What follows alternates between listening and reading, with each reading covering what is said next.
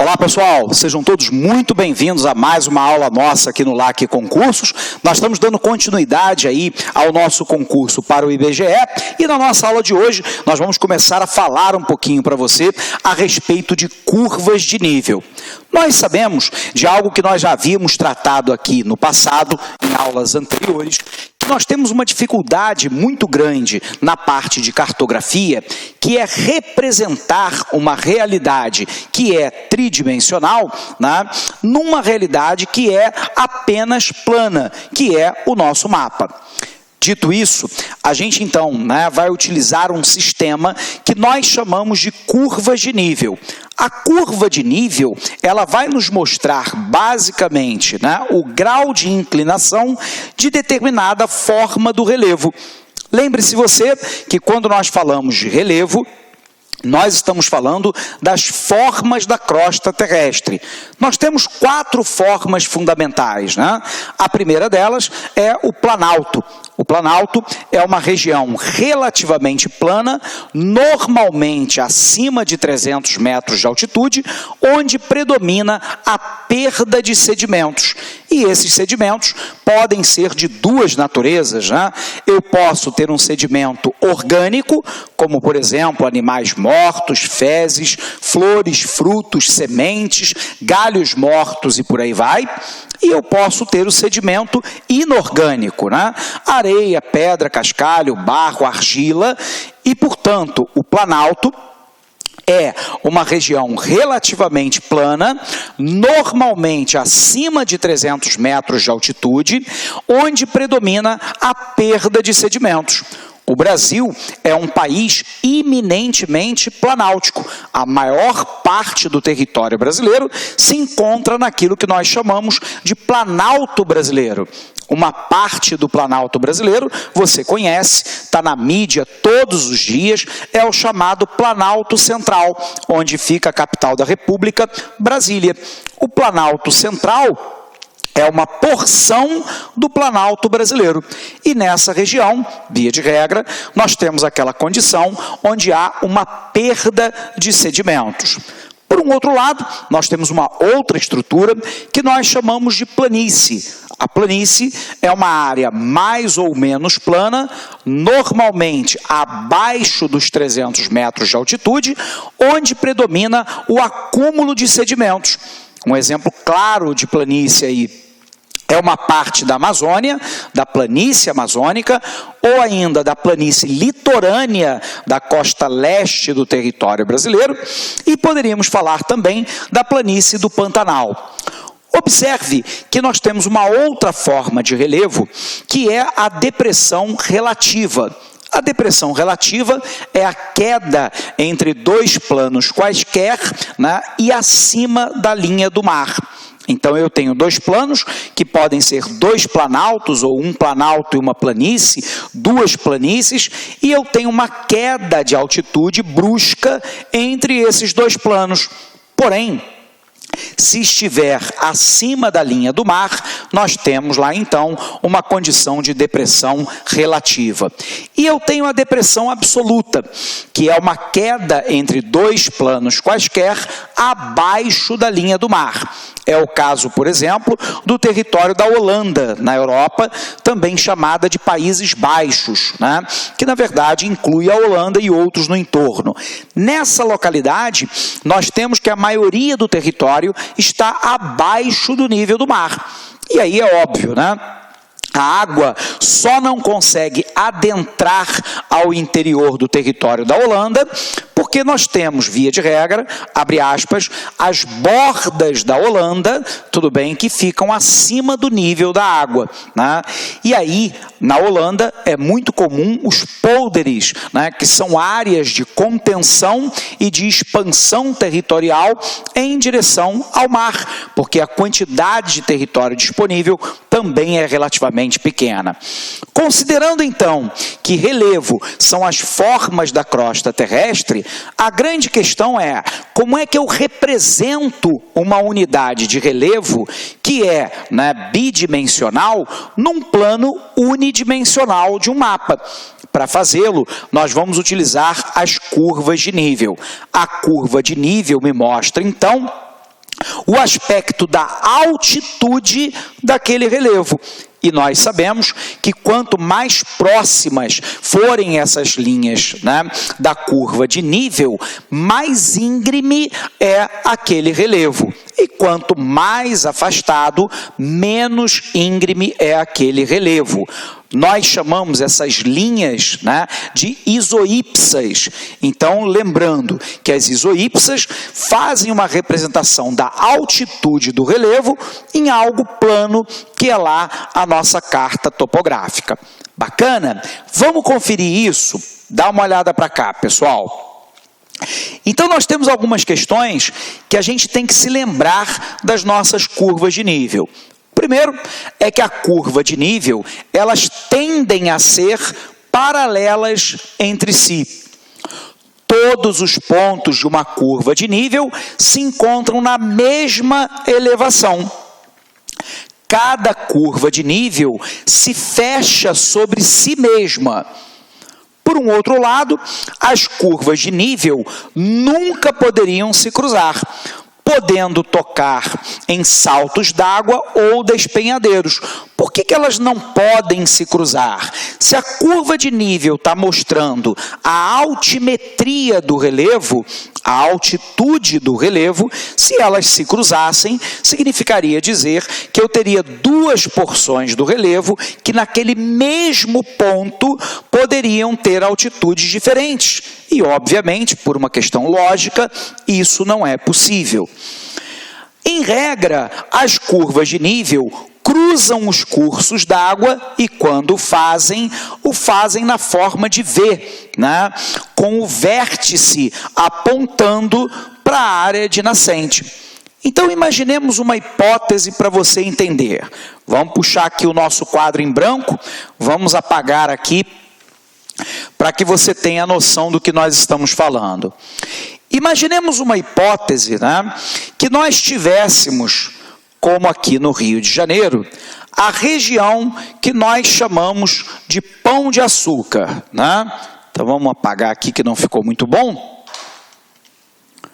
Vamos colocar aqui nós temos o bondinho, né? Vamos fazer a representação dele aqui. Então, aqui nós temos uma formação de relevo que nós chamamos no Rio de Janeiro de Pão de Açúcar, né? Famoso no mundo inteiro, no Brasil sobretudo, através do bondinho. A grande questão é que essa formação de relevo aqui, né, ela tem uma altimetria e eu tenho que representar essa forma de relevo no plano, que é lá o nosso mapa.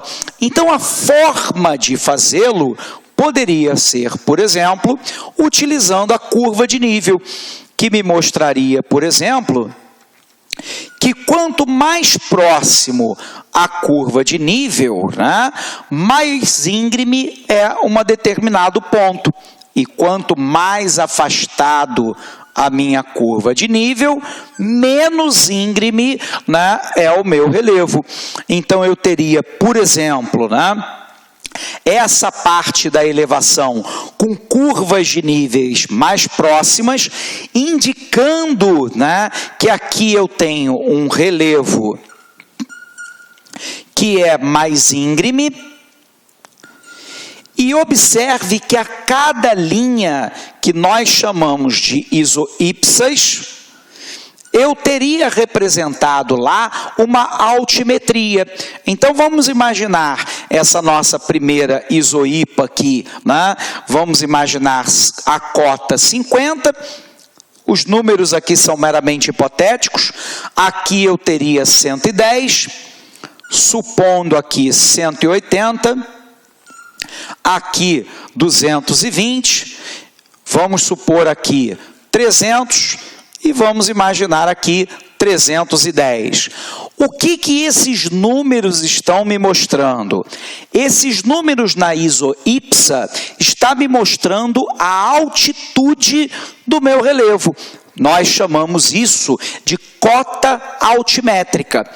Observe que, quando eu tenho isoípsas ou curvas de nível, né, que são mais próximas entre si, ela está me mostrando que esse relevo é mais íngreme. Por um outro lado, imaginemos que nós tivéssemos aqui, né, a altimetria de 30, aqui de 70 e aqui de 100. Observe que a altimetria aqui é menor do que aqui, porque o formato do relevo aqui é de altimetria menor do que aqui. E observe que aqui eu tenho, né, uma forma de relevo menos íngreme. Tudo bem? Bom, sendo assim, pessoal, compreendido então, né, que nós temos lá a nossa curva de nível, que vai fazer uma representação no plano de algo que é, na verdade, bidimensional, né, porque ele tem um elemento altitude, e lembrando sempre que há uma diferença fundamental entre altura e altitude. A altura é a medida, né, a partir de um plano qualquer. Exemplo, né? Você tem lá um cidadão, né, jogador de basquete, que ele mede 2,10 metros. Ele vai medir 2,10 metros independente do plano que ele se encontre, né?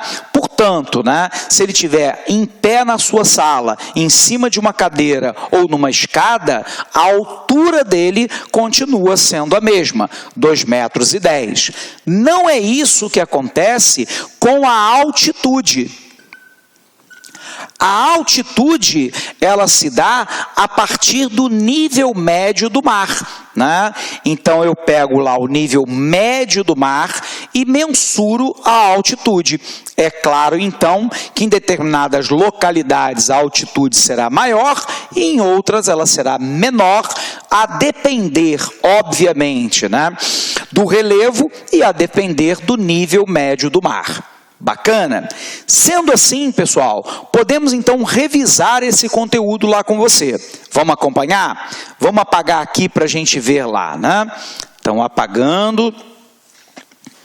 Lembrando sempre, né, que tudo isso que nós colocamos aqui está lá no seu material, né?